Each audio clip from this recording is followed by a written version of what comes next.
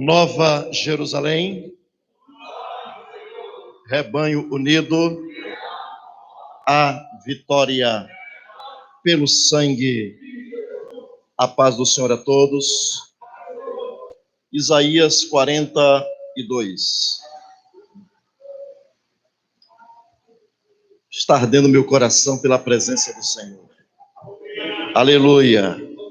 Eu disse hoje pela manhã que quando acabar a quarentena, a primeira reunião de adoração aqui será um culto de gratidão a Deus, por podermos reunir toda a congregação nesta casa, primeiro que é casa de, segundo casa de, e terceiro casa de pão. Aleluia. Glória a Deus. Nós vamos ler apenas os 5 primeiros versículos. Eu vou pedir a ajuda dos irmãos que, por favor, nos acompanhem nesta leitura. Eis aqui o meu servo, a quem sustenho, o meu eleito, em quem se compraz a minha alma. Pus o meu espírito sobre ele, e trará justiça aos gentios. Não clamará,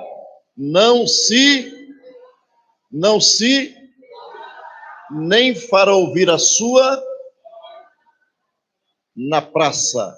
A cana trilhada não, nem apagará o pavio que com verdade trará justiça. 4.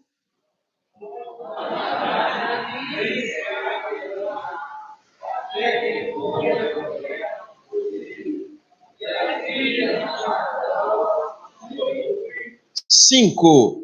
Assim diz o Senhor, que criou o céu e os estendeu, espraiou a terra e a tudo quanto produz, que dá a respiração ao povo que nela está, e o Espírito... Vamos voltar para o versículo de número 2 e 3. Eu vou ler. Não clamará, não se exaltará, nem fará ouvir a sua voz na praça. Versículo 3. A cana trilhada não quebrará, nem apagará o pavio que fumega, com verdade trará justiça. Curve a sua cabeça, vamos falar com o Senhor. Espírito da graça de meu Deus, oh aleluia.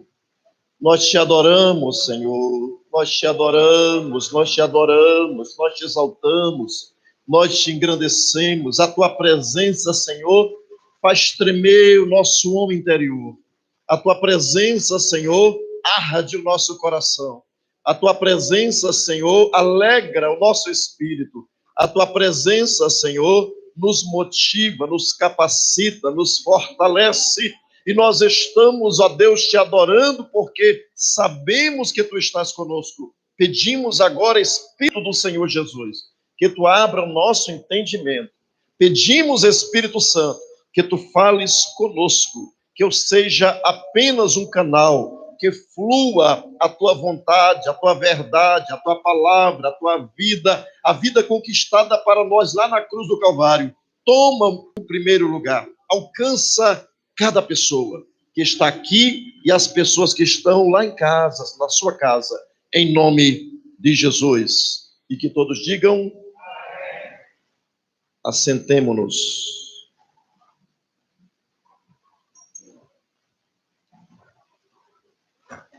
Aleluia.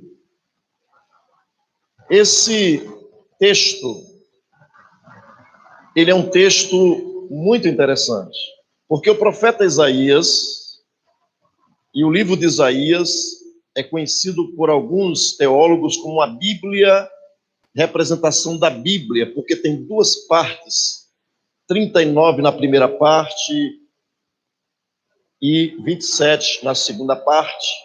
Isaías, ele é muito lido, muito conhecido, muito amado.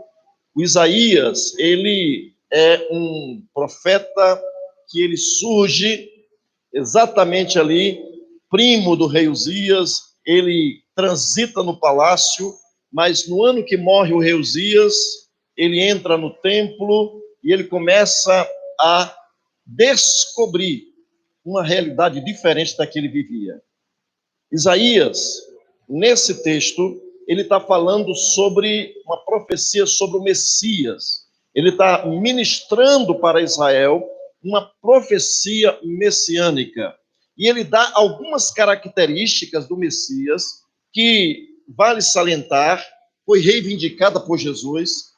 E essa profecia, exclusivamente, além de ser reivindicada por Jesus, ela se encaixa exatamente na pessoa augusta, na pessoa bendita, na pessoa soberana do Senhor Jesus Cristo, na sua primeira vinda.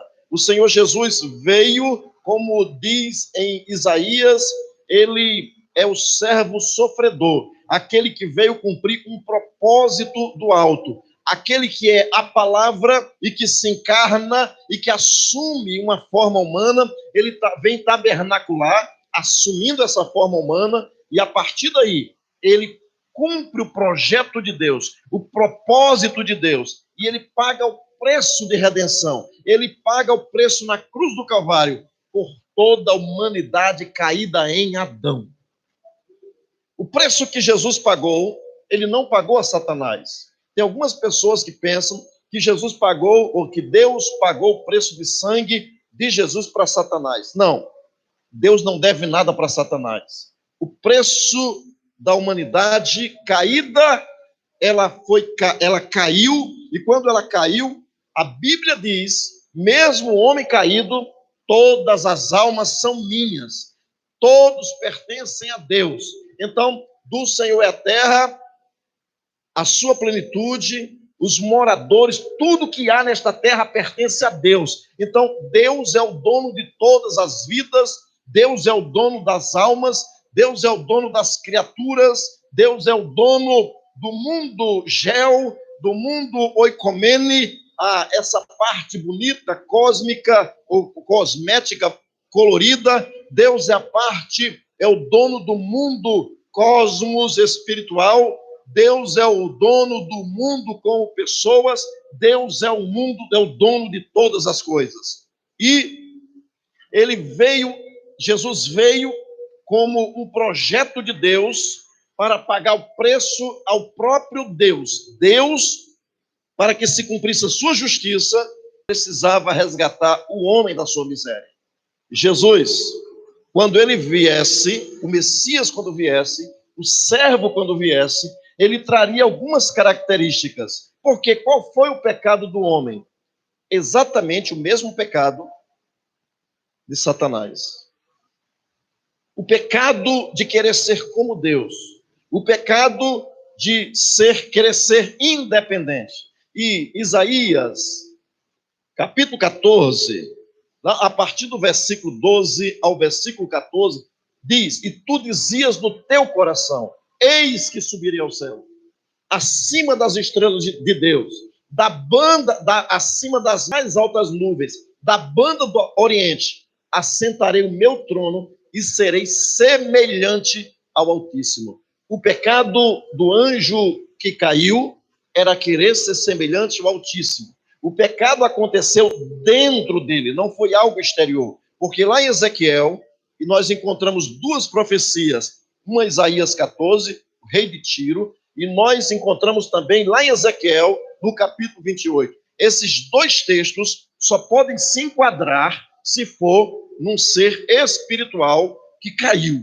Agora veja, nós observamos que o profeta, ele vem ministrando, falando a Israel, falando da promessa de uma pessoa que viria com características de um servo. E esse servo, nós podemos enquadrá-lo exatamente na palavra de Gênesis capítulo 3, versículo 15, a semente da mulher que esmagaria a cabeça da serpente. Nós encontramos nesse texto que nós lemos algumas características do servo sofredor. E essas características, elas se enquadram também na pessoa de Jesus, quando lá no capítulo 12 de Mateus, a partir do versículo 15 ao versículo 21, ele resgata essa profecia e diz que se cumpre exatamente nele esta palavra de Isaías 42, do servo sofredor. E aqui nós observamos o seguinte, a primeira coisa que podemos observar é o seguinte: eis aqui o meu servo. Isaías, quando ele fala para Israel. Mas parece que o Messias já está presente ali. Eis aqui o meu servo. Servo, a expressão servo é doulos. A expressão servo é alguém que foi comprado, alguém que serve, aquele que tem um preço, uma obrigação para com seu Senhor. E Jesus, quando nós encontramos Jesus, a Bíblia diz, a minha comida, ou seja, a minha comida é fazer a vontade daquele que me enviou e realizar a sua obra.